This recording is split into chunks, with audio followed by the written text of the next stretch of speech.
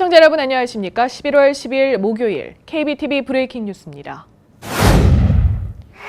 오후 1시 현재 도널드 트럼프 미국 대통령 당선인이 백악관에서 버락 오바마 대통령과 당선 뒤 첫 면담을 가지고 있습니다. 오늘 만남에는 트럼프 당선인의 부인 멜라니아 여사와 오바마 대통령의 부인인 미셸 여사도 함께합니다. 트럼프 당선인은 뉴욕 라과디아 공항에서 전용기를 타고 오늘 오전 9시 44분 워싱턴으로 향했습니다.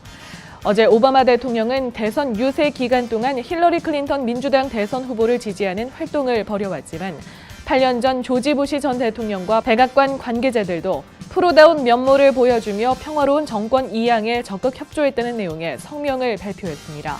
또 자신도 앞으로 원만한 정권 이양을 위해 조만간 트럼프 당선인을 만날 것이라고 밝혔습니다.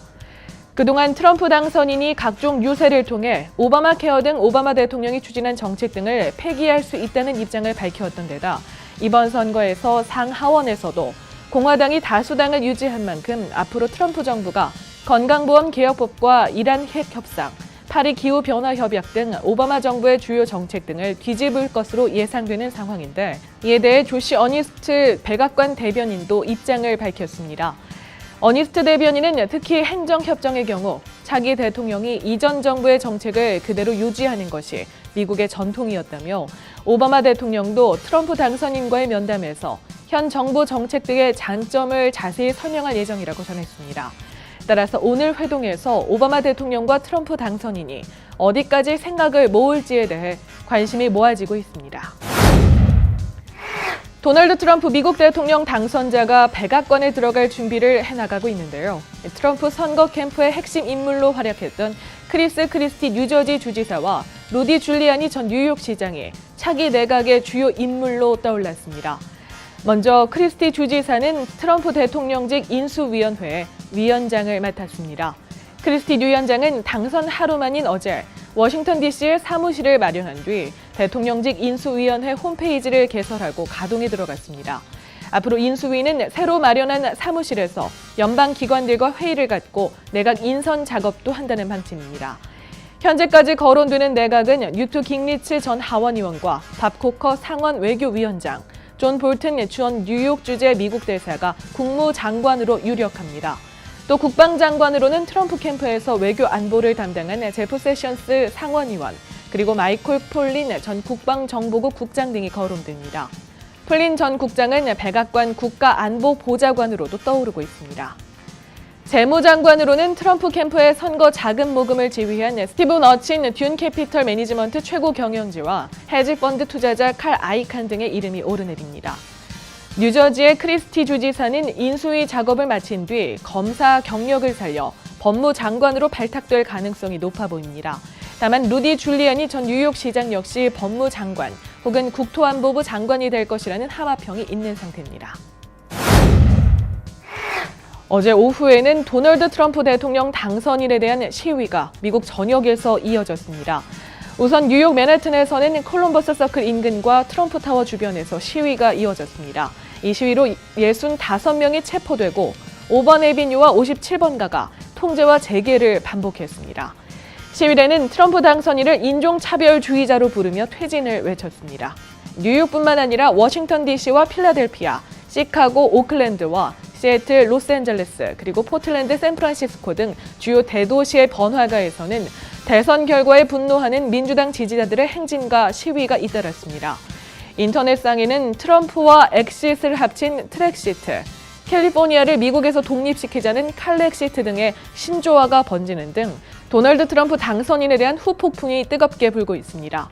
한편 미국 국민들이 이민에 대해 문의하면서 뉴질랜드와 캐나다의 웨브사이트에 방문객이 폭주하기도 했습니다. 뉴질랜드의 이민성 웹사이트는 어제 하루에만 평소 방문자 수의 25배에 육박하는 56,300명이 방문했으며 뉴질랜드 이민에 대한 안내 사이트에는 평소에 47배가 방문했습니다. 캐나다의 이민국 사이트는 트래픽이 폭주해 한때 다운되는 등의 해프닝까지 벌어졌습니다. 그동안 미국에 연고가 없는 한국 국민이 여행 중 무보험, 뺑소니 사고를 당하면 보상을 받기가 어려웠는데요. 앞으로 뉴욕주에서는 보상이 가능해질 것으로 보입니다. 한국의 국토교통부는 지난 9월 13일 뉴욕주 자동차 사고 보상공사와 협의를 마쳤다며 앞으로 여행자 보험에 가입하지 않았더라도 여행객, 유학생 등 한국 국민이 무보험 뺑소니 교통사고에 피해를 입으면 보상을 받을 수 있다고 어제 밝혔습니다. 뉴욕주는 법률상 상호주의에 따라 외국인에 대해 보상하는 것이 원칙이지만 실제로는 유사한 보상 제도를 가진 영국과 이스라엘, 노르웨이 등의 일부 국가 외에는 보상을 하지 않아왔습니다. 이번 협약이 체결됨에 따라 앞으로 뉴욕주에서 무보험, 뺑소니 차량 등에 대해 사고 피해를 당한 경우 뺑소니 사고의 경우 사고일로부터 90일 이내, 무보험 차량에 의한 교통사고의 경우 180일 이내에 뉴욕주 자동차 사고 보상공사에 보상 청구서를 제출하면 보상을 받을 수 있게 됐습니다.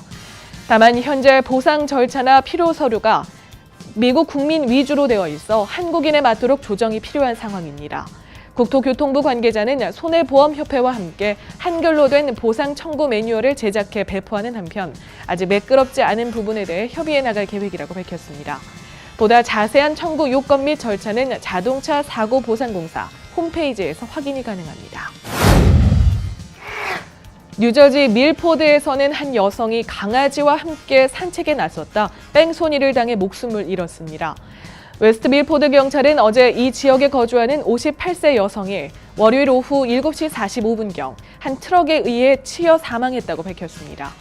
함께 있던 강아지는 사라져 부상 여부를 파악할 수 없는 상황입니다. 경찰은 이 여성을 친 뒤 현장에서 달아난 트럭 운전자를 쫓고 있습니다.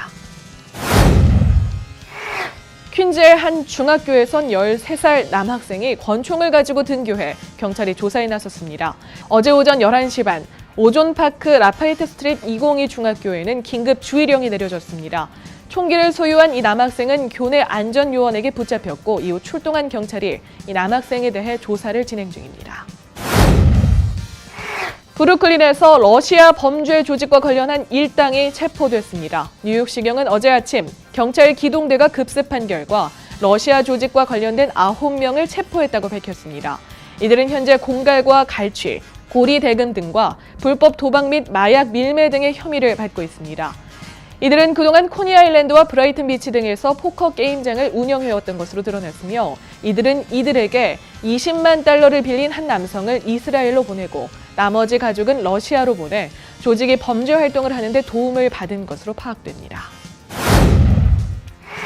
퀸즈에서 수십 건의 절도 행각을 벌인 것으로 추정되는 한 부부가 경찰에 검거됐습니다. 나소 카운티 경찰은 이 부부가 웨스트버리와 메사페화 사이에 집들을 침입하는 등 절도 행각을 펼친 것으로 보인다고 전했습니다. 지난 1월부터 인근에선 총 34건의 빈집 절도 사건이 발생했습니다. 경찰은 이 연쇄 절도 사건의 용의자를 조하나 고메즈와 그의 남편인 조지 구에베라로 보고 조사를 펼치고 있습니다. 이 부부의 집에서 이들이 빈집에 침투해 훔친 것으로 추정되는 물품들이 다소 포착됐기 때문입니다. 경찰관이 매복했다가 총을 쏘는 습격에 사망하는 사건이 또 발생했습니다. 이번에는 펜실베니아주에서 2명의 경찰관이 총에 맞아 1명이 사망했습니다. 오늘 새벽 3시 14분 펜실베니아주의 피츠버그에서 약 30마일 떨어진 캐논스버그에서 2명의 경찰이 부부싸움 신고를 받고 출동했습니다. 차에서 내리자 매복한 상태로 기다리고 있던 범인이 이 경찰관들을 향해 총을 쐈습니다. 생존한 경찰의 증언에 따르면 범인은 총을 마구잡이로 난사한 것으로 파악됩니다. 이 사건으로 경찰 1명이 자리에서 목숨을 잃었습니다. 현재 경찰은 범인 수색에 나섰지만 현재까지는 범인의 신원에 대해 파악하지 못한 상태입니다. 조사에 나선 경찰이 캐논스버그의 모든 길목을 막아 인근의 학교들은 수업을 전면 취소하거나 2시간 늦게 수업을 시작했습니다. 한편 지난 2일에는 아이오와주의 디모인에서도 경찰 2명이 매복 공격에 사망한 바 있습니다. 어제 경찰이 뉴저지의 토토와에 있는 한 수상한 집을 급습했는데 이 집에는 마약이나 폭발물 등을 만드는 화학 물질이 있었던 것으로 파악됩니다. 마약 단속반이 이 집을 수상하게 여겨 수색 영장을 발부받고 어제 집을 수색했는데 엑스터시와 비슷한 마약물들이 발견됐습니다. 발견 당시 집에서 사람은 발견되지 않아 경찰은 이에 관련된 인물들을 조사하고 있습니다. 11월 12일 목요일 KBTV 브레이킹 뉴스 마칩니다. KBTV 뉴스9은 오늘 밤 9시에 방송됩니다. 시청해주신 여러분 고맙습니다.